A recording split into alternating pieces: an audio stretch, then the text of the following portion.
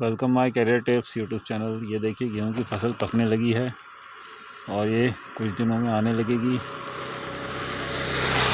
Expected इस month के and में या मार्च फर्स्ट वीक में ये गेहूं की फसल आने लगेगी। वीट की क्रॉप की कितनी शानदार इसकी बालियां देखिए।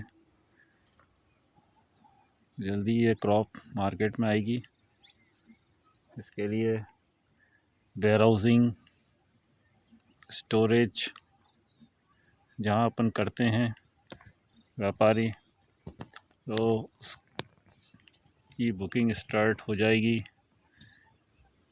मंडी में, क्योंकि बम्पर आवक होती है आवक इसकी गेहूं की। तो बम्पर जो आवक होगी तो उसको स्टॉक करने के लिए वेयर हाउसिंग की डिमांड बढ़ेगी। तो इस तरह से ये जितने भी वेंडर्स और ट्रेडर्स होते हैं या कंपनियां होती हैं इस में एक्टिव हो जाती हैं गेहूं की फसल आने से पहले, कि उनको कहाँ परचेस करना है, कितना परचेस करना है, कितनी क्वांटिटी में परचेस करना है। तो ये सब प्लानिंग तैयार हो जाती है। कितनी क्वांटिटी में पहले से टारगेट रहते हैं, जैसे कंपनी रहती हैं तो पहले से टारगेट बना लेती हैं किस ज़िले में कितनी क्वांटिटी ख़रीदनी है, और उतने टन 10,000 टन ख़रीदना है कि 15,000 टन ख़रीदना है। ज़िले वाइज टारगेट हो जाते हैं। और बाय किसान के थ्रू ख़रीदना है, कंपनी किसान के थ्रू भी ख़रीदती हैं और ट्रेडर के थ्रू भी ख़रीदती हैं। तो पूरी प्लानिंग कंपनी अगर फार्मर से ख़रीदती हैं तो उसका भी प्लान तैयार हो जाता है। कंपनी अगर ट्रेडर से ख़रीदती हैं तो उसका भी प्लान तैयार हो जाता है। वीट में कितनी प्लानिंग, कितना ख़रीदना है, और फिर रेट भी होते हैं। इसका जो MSP minimum support price, minimum MSP जो आता है समर्थन मूल्य, उससे ऊपर ही परचेसिंग होती है। रेयर केस में कहीं हो तो बात अलग है, लेकिन लगभग गेहूं में तो ऊपर ही होती है या समर्थन मूल्य पे ही खरीदी होती है। जो भी उस समय प्राइसिंग आएगी, समर्थन मूल्य आएगा, कम ज़्यादा जो भी होगा, गवर्नमेंट जो डिसाइड करती है रेट, उसके अकॉर्डिंग ही परचेसिंग होती है। और 3-4 तरीके से होती है। एक कंपनियां ख़रीदती हैं, सोसाइटी ख़रीदती हैं, हर गांव में के आसपास कुछ मिला के 2-3 गांव की एक सोसाइटी होती है, वो सोसाइटी परचेस करती हैं गांव विलेज एरिया में। और कंपनियां भी परचेस कर रही हैं और ट्रेडर व्यापारी भी परचेस करते हैं। व्यापारी मंडी में परचेस करते हैं, आपको मंडी गेहूँ लेके जाते हैं तो वहाँ ये परचेसिंग करते हैं। और अधिकतर गेहूँ कई मंडियों में छोटे कांटे पे भी तुलता है और बड़े कांटे पे भी तुलता है। तो जैसा भी है, जहाँ जिसकी सुविधा जो प्रोवाइड करें, जो भी मंडी हैं उसके अकॉर्डिंग ही परचेसिंग होती है। वेंडर सारे अंदर ही ख़रीदते हैं जो कि लाइसेंस ही होते हैं। सबको मंडियों से लाइसेंस मिल जाता है। मंडी जब लाइसेंस देती तभी वो परचेस कर सकते हैं। तो कंपनी भी लाइसेंस लेती हैं परचेसिंग के, और जो सोसाइटी रहती है वो भी गवर्नमेंट की परचेस करती है। तो इस तरह से सब का अपना अपना कैलकुलेशन है और सबके अपने अपने पैरामीटर भी होते हैं। 10-2-2 का रेशो होता है। देखिए कंपनी जो रहती हैं वो मॉइस्चर,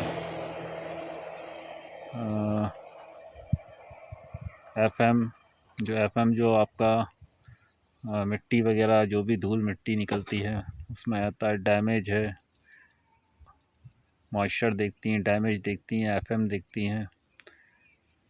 ये सब चीज़ें देखती हैं कंपनियां भी। और भी उनके वो रहते हैं, ब्रोकन हुआ टुकड़ी और ब्लैक टिप, जहाँ पानी ज़्यादा होता है वहाँ काला सा धब्बा आता है गेहूं में, डॉट्स, उसको ब्लैक टिप बोलते हैं। और HL वेट भी देखती हैं कंपनियां, कितना वेट है। अब जैसे कि शरबती का HL वेट 80 के ऊपर जाता है, 88, 81, 82 के समथिंग। और जो 273, 373 जो हल्की वैरायटी हैं उनका एचएल वेट 72, 74 समथिंग ही रहता है, नीचे ऊपर थोड़ा बहुत हो सकता है। और जो मालवा शक्ति है उसका वेट भी 82, 83 के समथिंग होता है, वो भी वेटी, उसका एचएल वेट भी अच्छा बैठता है। शरबती हुआ, मालवा शक्ति हुआ, ड्यूरम जिसे बोलते हैं, और लोकवन का भी एचएल वेट 80 के ऊपर जाता है। और आपका और भी जैसे कि हरदा ज़िले साइड तो राज भी होता है, राज वैरायटी जहाँ मैंने देखा है। और भी कई ज़िले हैं जहाँ अलग अलग होता है, जहाँ मालवा साइड पूरा अधिकतर सीहोर एरिया में पूरा शरबती होता है, अधिकतर एरिया में शरबती होता है उस एरिया में। और सब अलग अलग क्षेत्र के गेहूं की वैरायटी होती हैं, जहाँ जैसा। अब तो एक पूजा तेसस भी आने लगा, उसकी भी अच्छा एचएल वेट बैठता है उस गेहूं का। तो इस तरह से आपको मैंने एचएल वेट की भी जानकारी दी। ब्रोकन जो टुकड़ी होती है उसको बोलते हैं ब्रोकन सीड, तो वो भी कंपनी देखती हैं, डैमेज भी देखती हैं, करनाल वेट केबी भी देखती हैं, जिसे ब्लैक केबी, ब्लैक टिप जो होता है, और बीटी का, और इसका आपका पोटिया भी देखती हैं। एक ये पोटिया भी बहुत इम्पोर्टेंट पार्ट है, जो कि कुछ कहीं गेहूं में सफ़ेदी लिए रहता है। तो इतने सारे पैरामीटर रहते हैं गेहूं में, सभी चीज़ें देखनी पड़ती हैं। कई बार बहुत ज़्यादा पानी दे देते हैं तो उससे पोटिया भी दिखता है गेहूं में। तो पानी की मात्रा भी हिसाब से ही देना पड़ता है, जितनी ज़रूरत हो उतनी, ज़्यादा भी नहीं और कम भी नहीं, गेहूं में बराबर लेवल चलता है। तो इस तरह से कई चीज़ें देखी जाती हैं वीट में। वीट एक ऐसा है जो कि हर जगह आता है, हर जगह इसकी क्रॉप आती है और काफ़ी ज़बरदस्त मात्रा में आती है, और इसको स्टॉक करने के लिए भी बहुत वेयरहाउसिंग की ज़रूरत पड़ती है। और ये वीट का एक्सपोर्ट भी, एक्सपोर्ट ज़्यादा होता है, इंपोर्ट तो कम ही होता है इंडिया में, एक्सपोर्ट ही ज़्यादा करते हैं, क्योंकि हर इंसान की ज़रूरत है गेहूँ। और इसका जो चारा रहता है गेहूं का, वो एनिमल्स के काम आ जाता है। अधिकतर पहले चारे को भी स्टॉक करते थे किसान, अब कम करने लगे हैं, ये हार्वेस्टर से सब चारा ख़त्म ही हो जाता है। भूसा निकालने वाली मशीन लगानी पड़ती है, वो हर जगह नहीं लग पाती है। तो इस तरह से गेहूं की पूरी प्रोसेस है। गेहूं का भूसा बहुत जगह काम भी आता है, ईंट भट्टों में, और इसमें ब्रिक्स जो लोग बनाते हैं कई जगह।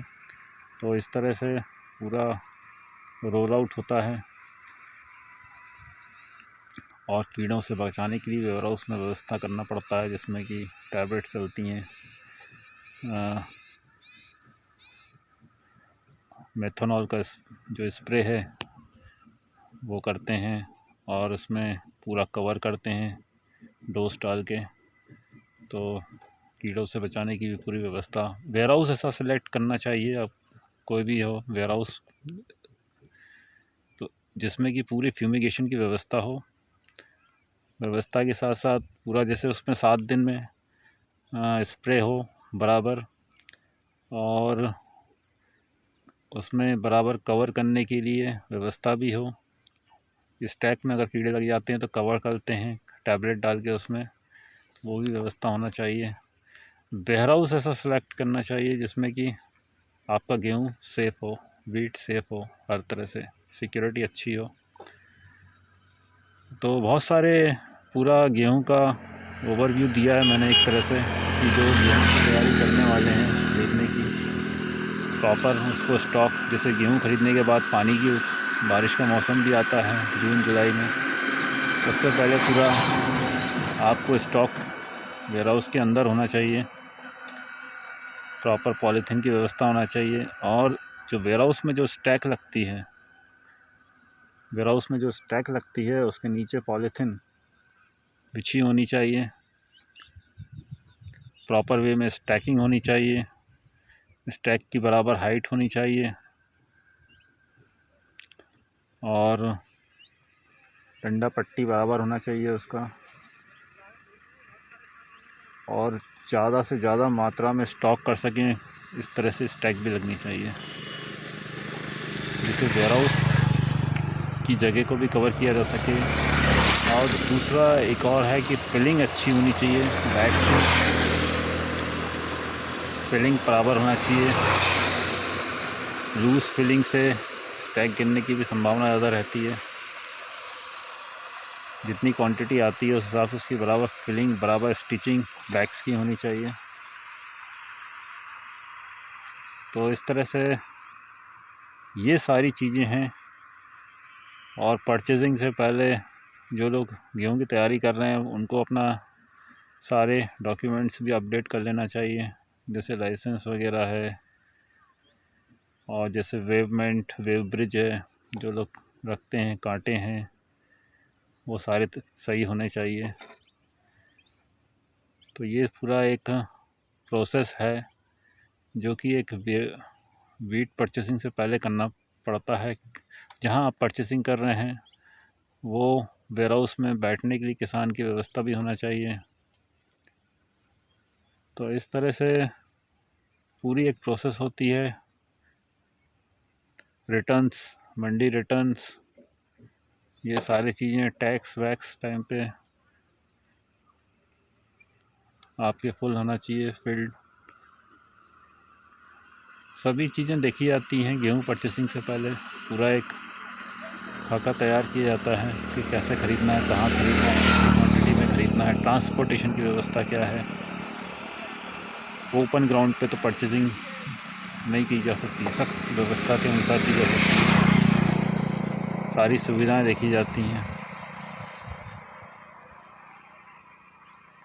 तो मेरा ये इतना लंबा वीडियो इसीलिए चला है कि मैं एक वीट पे पूरा आपको एक कंसेप्ट, एक आइडिया या कुछ हिंट दूं जितना मुझे नॉलेज है। और इसमें मिल्स भी ख़रीदती हैं, मिल्स जो रहती हैं आटा बनाती हैं, वो भी गेहूं का बम्पर स्टॉक परचेस करती हैं ट्रेडर से। तो इसमें मेन रोल है परचेजिंग में ट्रेडर, व्यापारी जो मंडी से लाइसेंसी होते हैं। दूसरा कंपनी, आजकल अभी तो बड़ी बड़ी कंपनियां हैं जो परचेसिंग करती हैं गेहूँ, और वो भी बहुत मात्रा में, और ट्रेडर्स भी कंपनियों को देते हैं। तो कंपनी, ट्रेडर्स और सोसाइटी, ये सभी परचेसिंग, और मिल्स, ये चार तो अच्छी खासी क्वांटिटी में ख़रीदते हैं। मिल्स अपनी रिक्वायरमेंट के अनुसार, प्लांट के अनुसार परचेसिंग करती हैं जितना वो प्रोसेस कर सकें, क्योंकि वो सूजी भी बनाती हैं, आटा भी बनाती हैं, दलिया भी बनाती हैं, बहुत सारी चीज़ें बनाती हैं। उनके वीट प्रोडक्ट्स बनाती हैं। वीट प्रोडक्ट्स जैसे कि बिस्किट कंपनियां भी परचेस करती हैं आटे को, गेहूं को, और सब अपने अपना ब्रांड तैयार करते हैं जिसे मार्केट में दे सकें। जितनी जिसकी जितनी अच्छी क्वालिटी उसकी उतनी डिमांड। तो मेरी जानकारी आपको अच्छी लगे तो आप चैनल को लाइक कीजिए, सब्सक्राइब कीजिए। आज पूरा मैंने वीट के विषय में बता दिया आपको। तो अच्छा लगे तो लाइक कीजिए, सब्सक्राइब कीजिए। धन्यवाद। फिर देते रहेंगे और भी वीट के विषय में जानकारी आगे। धन्यवाद।